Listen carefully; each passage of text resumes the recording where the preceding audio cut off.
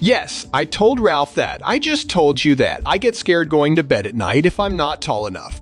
That's when I started buying it. That's the funny part. I'm not going to say who it was with. The people who knew me thought I was going to buy a lot of Bitcoin, like $10 million worth.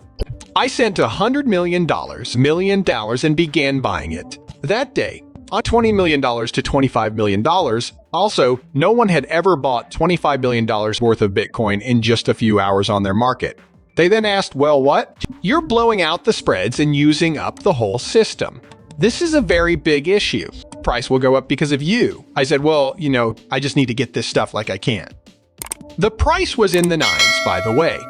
I was just thinking that someone would figure it out and raise it to 10, 11, 12, or 13. I was going to follow it up. I felt stressed because I thought, I need to make this trade before everyone else wakes up. I believe it because I swear they squished me and told me to stop right now.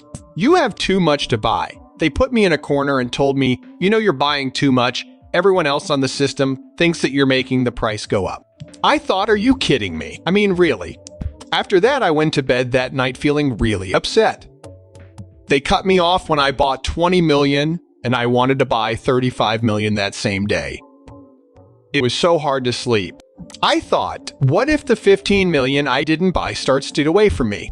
It's going to cost me a massive amount of money. Michael Saylor has finally figured out how Bitcoin works and is now getting ready to buy some.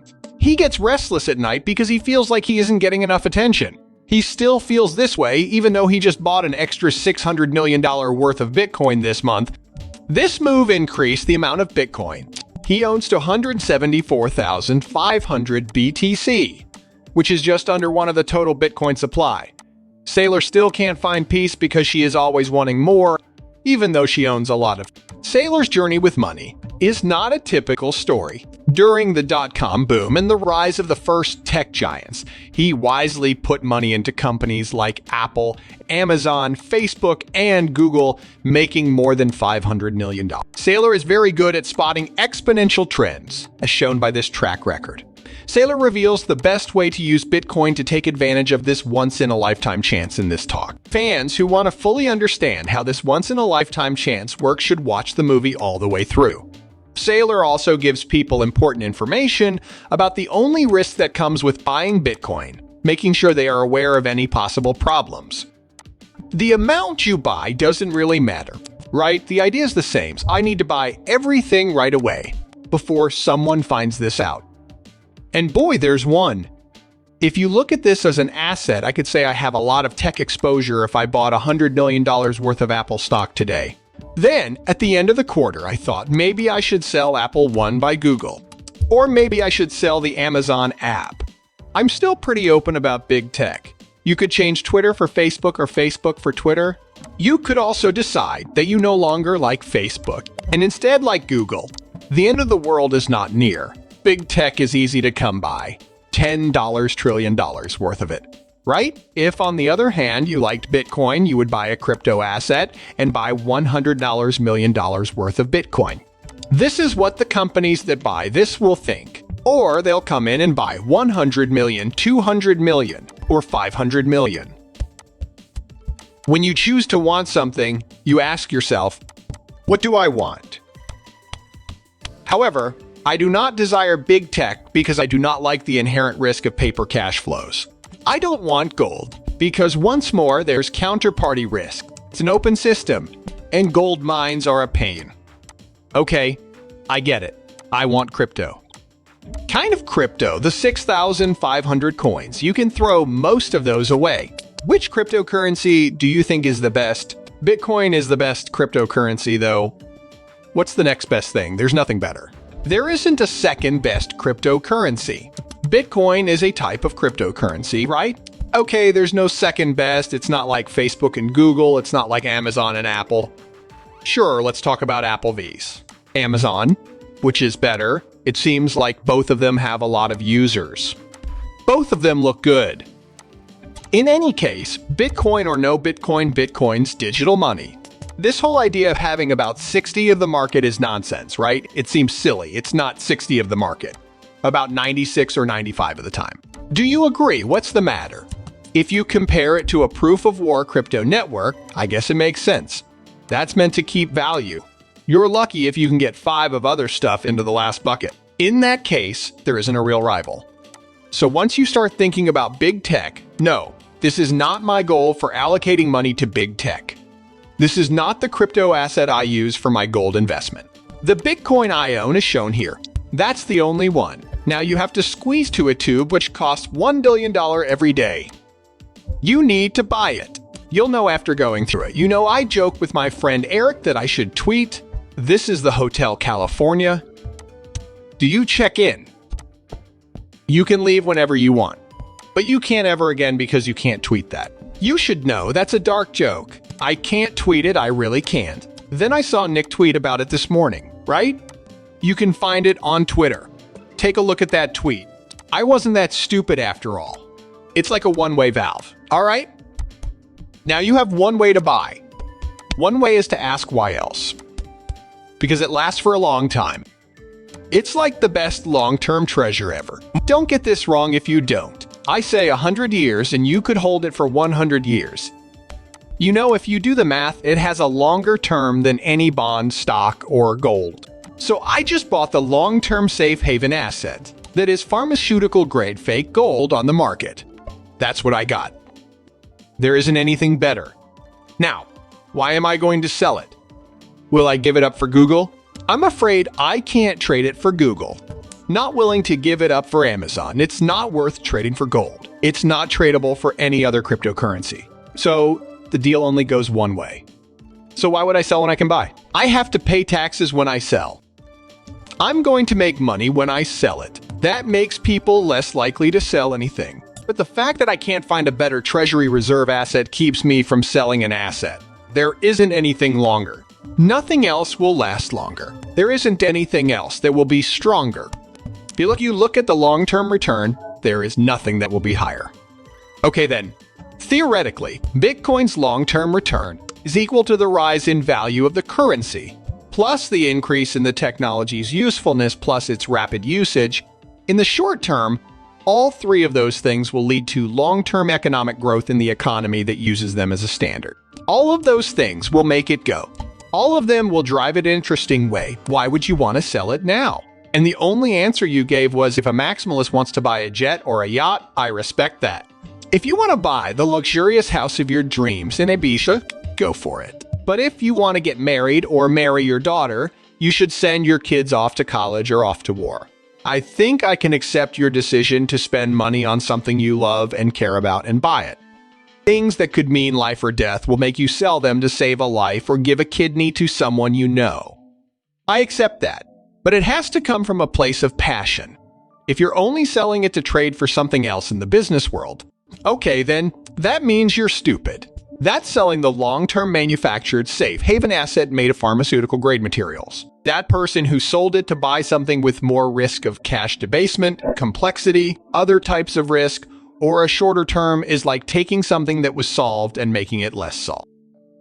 You have to believe that people who say they're going to trade it don't understand it for sure. They have no idea what they're doing or what it is. As soon as you figure out what it is, you'll put all of your extra money, like in your savings account, into it and leave it there forever. Do you agree? Also, most people who hold Bitcoin don't know what it's like to be able to borrow against an asset because Bitcoin is a very new asset class.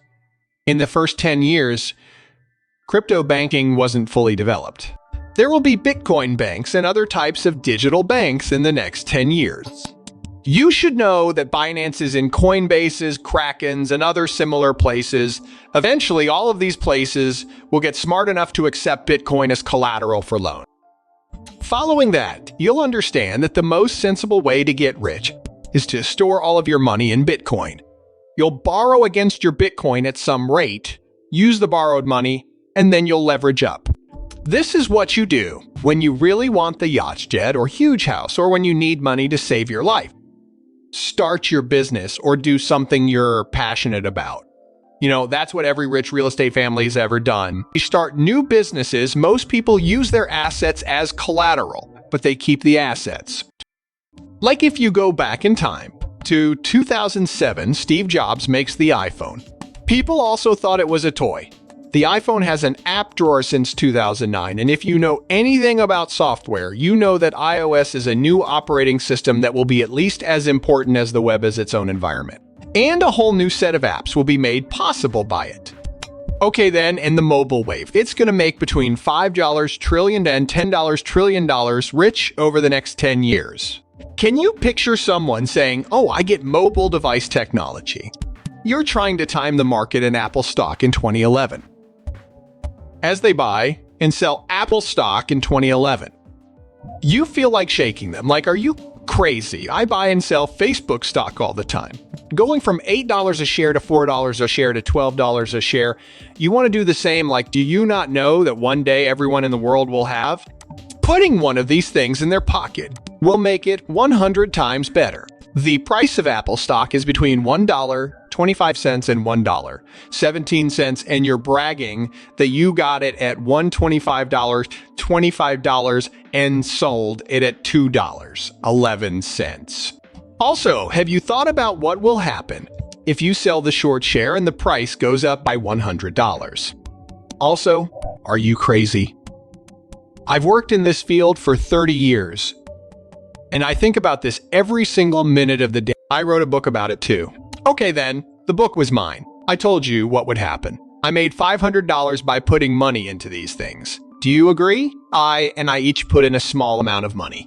John, I can't time the market either. I have no idea what to do. I don't know what happened in 2009, 2010, 2011, or 2012. And I'm sure that no one else in the world got it better than I did. Like, I think some people made more money than I did. You know, like all those people who think they can time the market and guess that it's probably 10,000 times harder to time the market when you know what will happen than it is to shit. I mean, to wait and sit for 10 years. In terms of Bitcoin, this will kind of work in 12 or 24 weeks. I didn't think this would work in 12 weeks when I did it. People will think I'm not crazy in 1 to 3 years, and I'll be glad I did it in 10 years. For the first 2 years, I'm ready to be beaten to death. What if everyone beats me to death? Because in the past 1 to 3 years, you could have been beaten to death on Facebook stock, Apple stock, Google stock, and other stocks.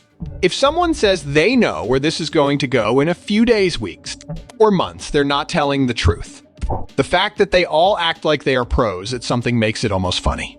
I was an expert in one area, and the one thing I knew for sure was that I had never lost money on Apple. Okay then, in the last 20 years, it's hard to imagine losing money on Apple stock at any time since 1997. John, there isn't just one way. As a holder, you might have lost money on Apple stock over the past 22 years. I did it though. I'll explain how I did it. I bought a choice. I bought a jump. I did buy a call option, but not a short one, long. I bought Apple stock, but I'm not going to buy anymore. Apple stock with a choice of 30, 60, or 90 days. I bought a jump option on Apple stock for 18 months. The stock went down in price. It stayed down for 17 or 18 months. My choice ran out, it dropped, and the stock went through the roof. And I'm saying I totally saw the future coming. I needed some power. I'm really mad. The lesson here is that if you really believe in something, you should buy the base asset, preferably with very little or no leverage, and keep it forever. Like, and all these other cute things like how you look cute, I feel like I can't be wrong. After 18 months, John, it was 19 months, and I was right. The choice also ran out. It looks a lot like God. God is punishing me for being silly and taking risks like this. It looks like